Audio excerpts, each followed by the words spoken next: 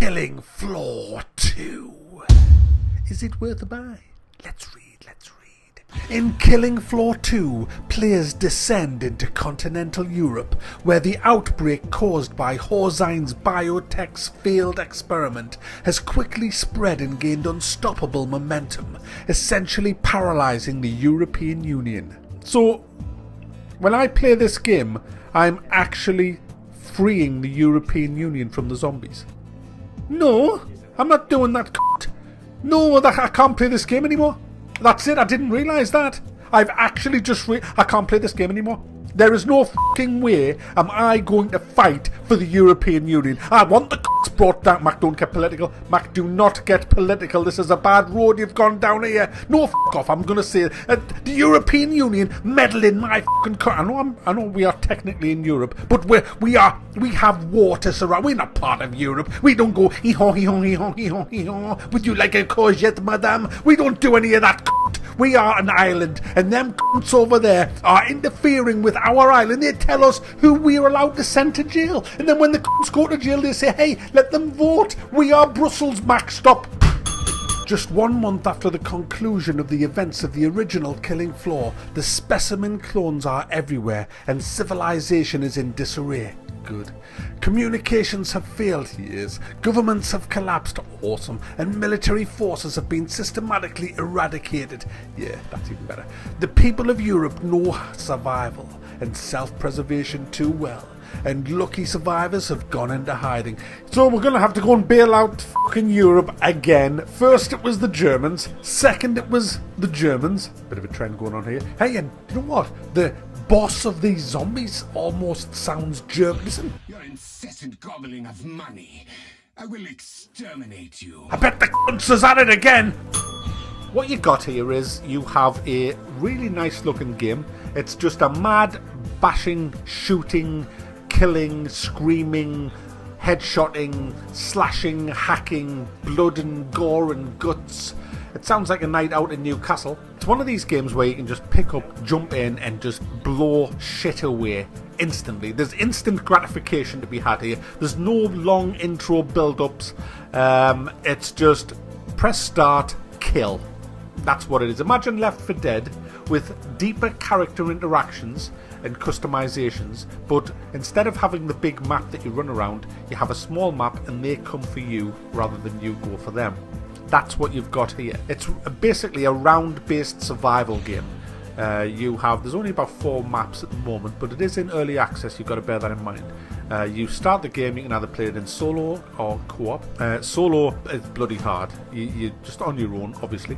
And the rounds kick off and the zombies start coming for you. There's doors you can seal, you can weld the door shut, but that just offers you about a minute's respite because they will break down the door and they will come for you. And if you cannot headshot in this game, don't even play it, because headshots is pretty much the only way to take down these zombies, and some of them require multiple headshots. There's different classes of zombie, ranging from just your trash mobs to your big bosses. And as with the players, there's different classes of players as well. At the moment there's 4 classes. There's a berserker who has a big pulverizer, a nail gun and a eviscerator. There's a commando who has rifles, shotguns and machine guns. There's support, which has a double barrel shotgun, and he just has shotguns all the way, basically support. And then there's your field medic, which has also a pistol, shotgun. He can use assault rifles and he can heal. Essentially you have got to play this as a team. No gung-ho running off on your own or you're just going to get everybody killed. It's very much team orientated, this game. You have to have a decent medic on your side. You have to have a decent commando who knows how to take down the trash mobs, and then you have to work as a team to pretty much cover the entrances to where you are and to focus fire on some of the big, nasty, hard to kill Zeds that come your way. As you play the game, you earn money for killing the zombies, and at the end of each round you can go to a a machine that only becomes active for about a minute, and you can replenish your armor, your ammo, your grenades, and you can also buy new and better weapons from there. There's not a lot to choose from at the moment, about 4 different guns, but it does add a nice little break to the gameplay where you have to charge over the map to run to these little machines. This is where it differs a little bit from Killing Floor 1 as well. In Killing Floor 1 you could just hold up in a room and just keep fighting and fighting and fighting. You can't in this. You are constantly on the move in this game. You can't kind of hold up anywhere. It's not that type of game. It's very, you always feel exposed and open, and that makes it a bit more terrifying. It is quite a scary game. You daren't look in one direction for more than 5 or 6 seconds, because they could be coming up behind you. They come through the walls, the floors, the ceilings. They come through everywhere. I mean, you look at a room and you think, wow, this is good. There's one door there, one door there. I'm pretty good here. I'll just cover these doors. And then within 10 seconds, they're fucking all over you. And there's spider ones that crawl just below your field of view sometimes.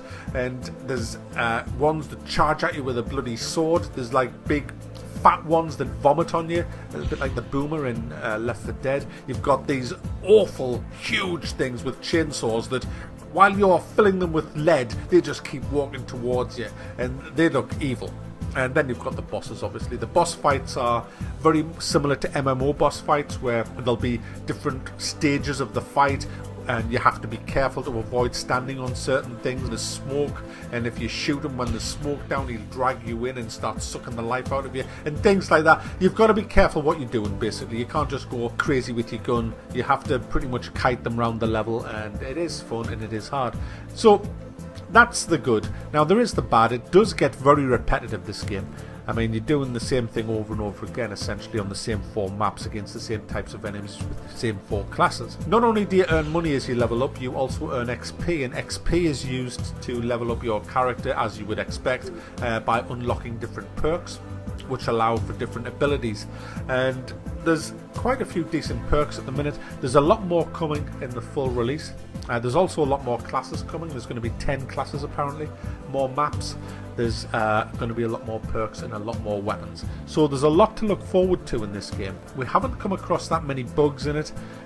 It's pretty stable, to be honest with you. The only problem is it does get a bit repetitive because we're stuck on the same 4 maps with the same 4 classes and the same 4 weapons. We need a bit more, but they're all going to be coming over the next 6 months, I would imagine. So, is it worth buying then? Well, before you can make that decision for yourselves, there's a couple of things you need to know. If you have 6 friends that you can play this, or even 4, I would say yes, it is worth a buy.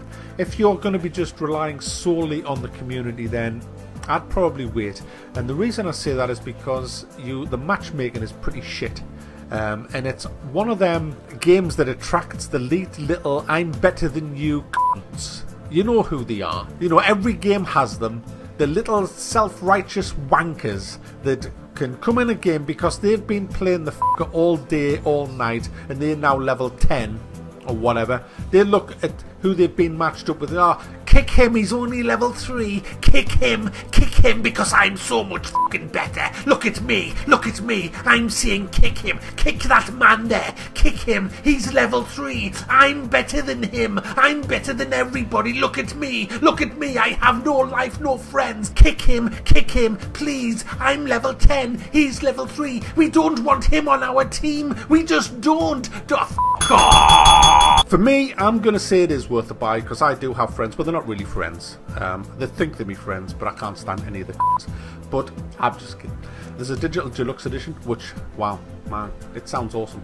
This is what you get in the digital deluxe edition. For an extra £7, right, you can have the Killing Floor 2 soundtrack. Because when you go out in your car and you're trying to impress the hot chicks, you want to be playing the Killing Floor 2 soundtrack. The Killing Floor 2 digital art book. I mean, we all love digital art books. You get a bowler hat for Mr. Foster and Reverend Alberts, 3D glasses for Anna Larive and Haito Tanka. Scully phones, headphones for DJ Scully. Yes, you get DJ Scully, a DJ. It's basically shite, let's be honest. So there you go. I'm going to say it's worth a buy. Killing Floor 2 is great fun, bit repetitive, but the full release is going to be awesome. I'm enjoying it, playing with friends, and if you've got friends, then you'll probably enjoy it too. So there you go, Killing Floor 2. Yes, it's worth a buy.